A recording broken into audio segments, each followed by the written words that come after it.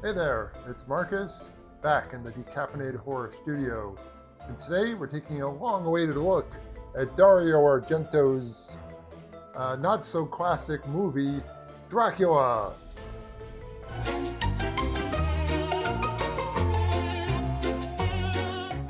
Welcome back to my vlog. Every week here I add Italian horror on Blu-ray to my ever-growing collection. And yes, this past week I did decide to purchase the Blu-ray of Dario Argento's Dracula, movie that came out back in 2012. So a while back I made a top 10 Dario Argento list, and you should check out that vlog. One of my favorites. So when I was comprising the list, there were a few movies that didn't quite make the cuts. And this one was definitely not one of them. It wasn't even close. I'm not sure if it makes my top 15 Argento movies, but I did decide by it. I thought it'd be fun to do a vlog dedicated to it. Now, I haven't seen this movie in 10 years, so we'll see how I react this time around. I'm going to take the caffeinated horror knife here and rip into this. I've seen this movie described as a dumpster fire. Some say a dumpster fire that's enjoyable. We'll see. Again, I haven't seen it in a long time. Um, so the first question you do have to ask yourself is, why did Dario Argento remake Dracula? Um, Back in 1998, he made a version of Phantom of the Opera, which that movie seems custom fit to a Giallo director, specifically Dario Argento. So I can see why he made that. Your opinions on that movie may vary, and I know that there was a time, maybe it was in the 80s or early 90s, he was toying with the idea of doing Frankenstein. At least that's what I heard. And it was going to be like an allegory for the rise of the Nazi Party in Germany. Uh, but instead, he made Dracula in 2012. I guess for years he had considered doing it. And what inspired him to finally make it was he saw the advances in 3D technology and thought he could apply it to a Dracula movie. Now, I remember the 3D in this movie. It's not particularly great, so that's interesting that he said that. But all right, finally getting into this. Let's get the caffeinated horror knife out of the way before I cut myself.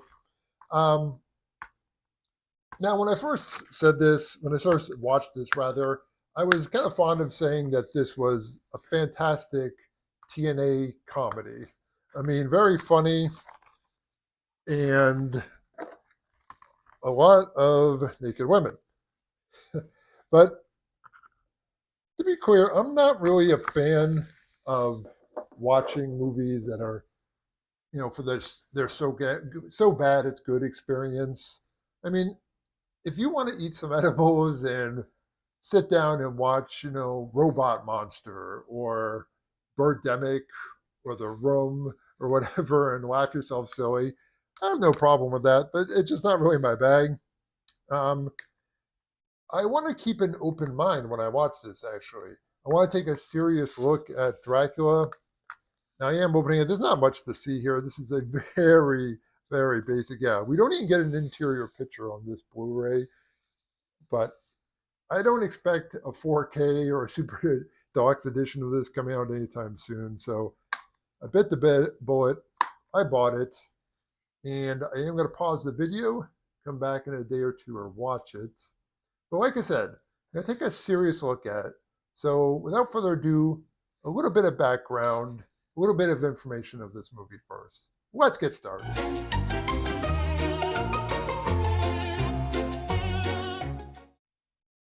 All right, just about time to take a deep dive into Dracula. So Dracula came out in 2012.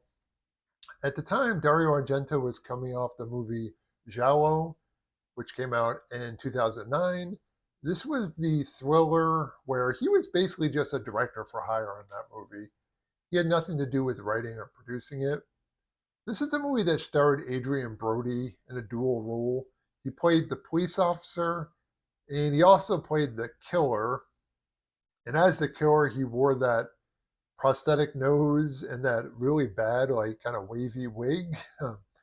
The less said about that movie, the better. That is one of probably three Dario Argento movies I plan on never covering in this vlog, quite frankly. Let's jump to 2012 with Dracula, starring Thomas Kretschmann as Dracula. He is the German actor who was also in the Stendhal Syndrome, the 1990s movie by Argento. So Dracula also stars Dario's daughter, Asia Argento, as Lucy. It has Rutger Hauer as Van Helsing. It has music by the great composer Claudio Simonetti. He had been in Goblin and as a solo composer had worked with Argento throughout the decades. Cinematographer for this movie was returning Luciano Tovoli. He was a cinematographer on two masterpieces by Argento, Suspiria and Tenebrae. This movie was set to premiere at the Cannes Film Festival in 2012. What I'm saying is, I'm setting us up here. This is a setup for greatness, right? Or I'm setting ourselves up here for a crashing disappointment. Like I said, I'm going to pause the vlog right now, watch the movie, open mind, fresh set of eyes, report back to you soon.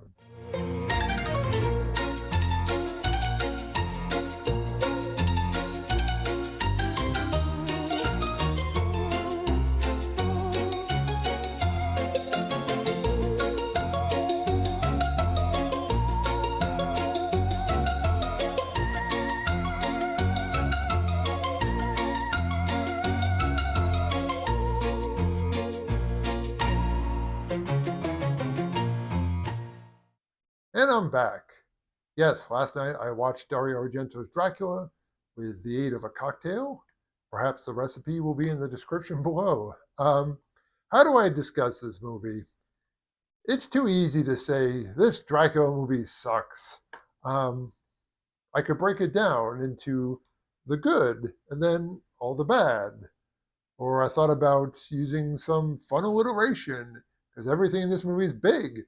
Big blood splatter and big bugs and big breasts. All these things are in this movie. There are some good things. The score of this movie is very nice. I'll say that. Claudio Simonetti does nice work. The movie is a failure, though. It doesn't follow the novel, but most Dracula movies don't. Even the ones I like the Hammer movies, they stray wildly. The first one, does a lot of the book, but the John Badham directed movie from the late 70s keeps some stuff, but then makes some wild changes for no good reason.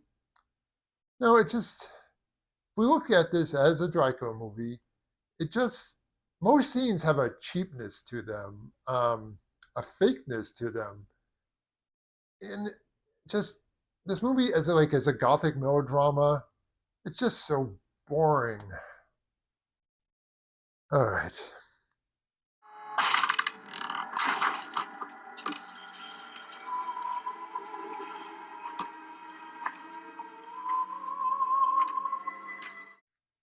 All right, back on track. More caffeinated now. The actors in this movie. The actor playing Dracula, I enjoyed his performance. I liked him in this movie.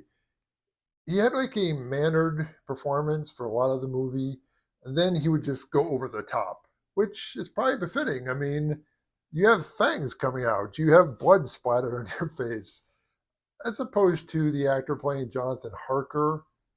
He was so bad. He was so bad that, he was kept off screen for a big chunk of the movie.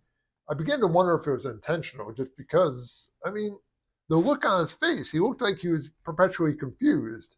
I don't know what he was going for there. Asia Argento as Lucy. Now, her getting naked a couple of times, absolutely necessary to the plot. The plot couldn't move forward without those scenes, particularly the one when she's in the bathtub.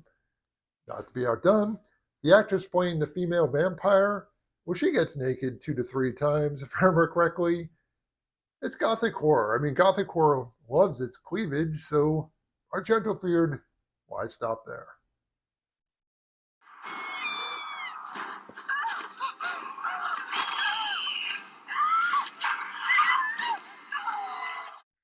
and the effects. We should take a moment to talk about that. There's a character that catches fire on fire in the movie. That looks really fake. The CGI wolves, those are bad. The horrible fake spider, you'll know it when you see it. When I watch a movie for the vlog, sometimes I might jot down a couple of notes. And I remember writing down, all the fake bugs look like shit. I mean, if you see that giant CGI praying mantis, your jaw drops or you howl with laughter. Probably not the intended effect. Some of the bloodletting is fun. Dracula cuts loose in one scene and kills a group of people, like slitting throats and the like. That's all in good fun. That's all I got, though.